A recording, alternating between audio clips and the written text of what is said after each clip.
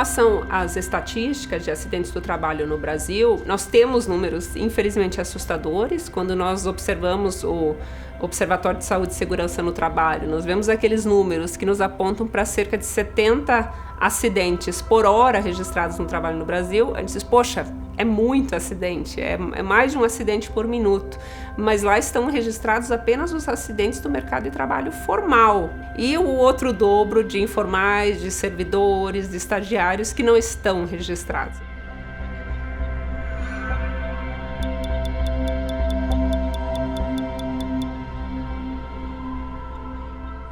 Infelizmente, o Brasil está em terceiro lugar em número de acidentes do trabalho, atrás da China e dos Estados Unidos. Essa posição ainda é muito desconfortável, porque esses acidentes de trabalho geram um custo, não só para a Previdência Social, com o pagamento de inúmeros benefícios, como também para a própria empresa, que vai arcar com valores vultosos de dano moral coletivo.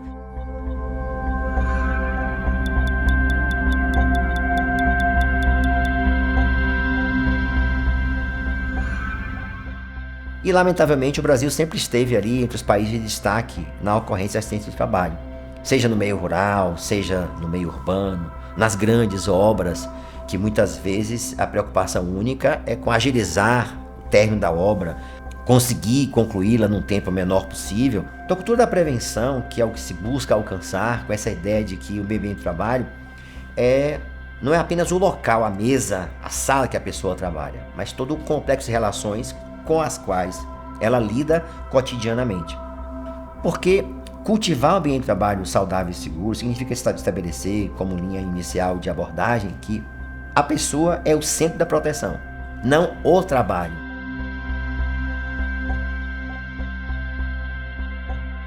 A legislação previdenciária hoje no Brasil é a que define o que é o acidente do trabalho.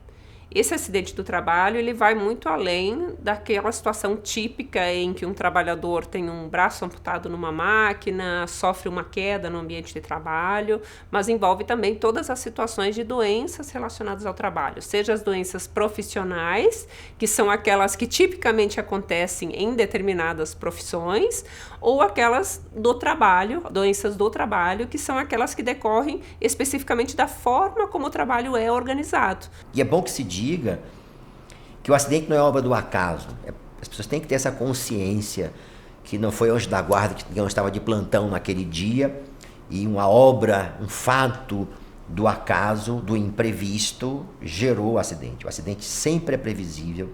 Muitas vezes, no Ministério Público do Trabalho, principalmente quando um acidente já aconteceu, um acidente grave aconteceu, quando nós conversamos, tomamos o depoimento dos profissionais de segurança do trabalho que atuam nesse ambiente, não é incomum o relato desses profissionais dizendo: eu sabia que essa medida de prevenção era insuficiente, eu tinha sugerido já para a diretoria uma outra medida de prevenção, eu sabia que esse acidente podia acontecer, mas a opção da diretoria foi por não implementar, foi por não investir, porque se entendeu que era apenas um custo. Por parte das empresas, tem uma série de custos que ela acaba tendo quando acontece um acidente, quando acontece uma doença, e que, em geral, ela não considera nessa avaliação inicial. Ela pensa, eu vou enclausurar uma máquina, custa X. Isso é muito caro. Sim, mas caro em comparação com o quê? Se um acidente vier a acontecer, a depender do tamanho, do porte econômico da empresa, a empresa muitas vezes pode fechar. Prevenir acidentes do trabalho é manter a integridade física, do trabalhador. Ele é o mais importante. Mas claro que a gente tem que falar que também acidentes afetam na lucratividade de uma empresa, acidentes afetam na produtividade de uma empresa. Então, atualmente nós temos alíquotas que incidem sobre a folha de pagamento, e que podem aumentar de acordo com os acidentes. Essa alíquota ela pode inclusive ser diminuída. Ela pode ser diminuída quando? Quando a empresa não tem acidentes. Por exemplo, vamos pegar uma empresa que o percentual seja de 3%. A maioria das indústrias é 3%. Então, a alíquota Gildrati é 3%.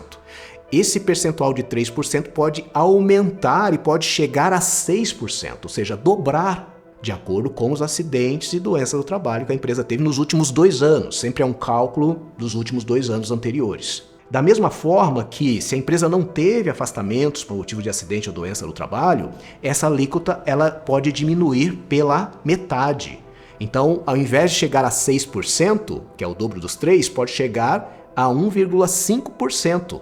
E isso pode, dependendo do número de funcionários que uma empresa tem, do número de trabalhadores que uma empresa tem, pesar consideravelmente. Né? A gente está falando aqui, empresas que têm mais de 1.000 funcionários, em milhões de reais recolhidos, tendo que recolher mensalmente para financiar acidentes e doenças no trabalho. Tendo um acidente de trabalho, além da empresa subir no ranking lá de uma empresa acidentadora, além disso, a empresa pode ser responsabilizada por aquele trabalhador via Justiça do Trabalho ou via AGU. Então, a Advocacia Geral da União, ela pega os nossos relatórios de acidente de trabalho e entram com ações contra as empresas para que aquele benefício seja ressarcido pela empresa que deu causa para isso. E aí, nessa questão, é que a Auditoria Fiscal do Trabalho tem a maior importância. Então, é de prevenir acidentes, prevenir doenças ocupacionais e, prevenindo esse tipo de doenças e esses acidentes, nós temos uma diminuição do passivo para a empresa e também do passivo social. Nós, quando falamos de problemas de acidente, de doenças ocupacionais, nós geramos um problema social, inclusive com redução de produtividade, redução, em muitos casos, do próprio desenvolvimento da economia brasileira. E veja, quando o acidente acontece, que causa um dano irreparável, seja, por exemplo, por aposentadoria, quem paga é a sociedade toda, porque a Previdência irá arcar com o custo da pensão para aquela pessoa vítima ou a família, enfim, no caso da pensão por morte. No caso de um empregado que veio se aposentar por invalidez, por exemplo. Imagina uma pessoa de 30 anos, 18 anos, 25 anos, o resto da vida numa cama ou, enfim, sem poder exercer o seu direito de ser produtivo. Não se valoriza suficientemente a vida do trabalhador, a saúde do trabalhador, para realmente não considerar a saúde e segurança no trabalho uma questão de custo, mas sim de investimento na saúde humana e algo que vai realmente melhorar, inclusive, a produtividade da empresa, porque um trabalhador que está num ambiente de trabalho em que ele se sente seguro, sem dúvida, ele vai produzir muito melhor.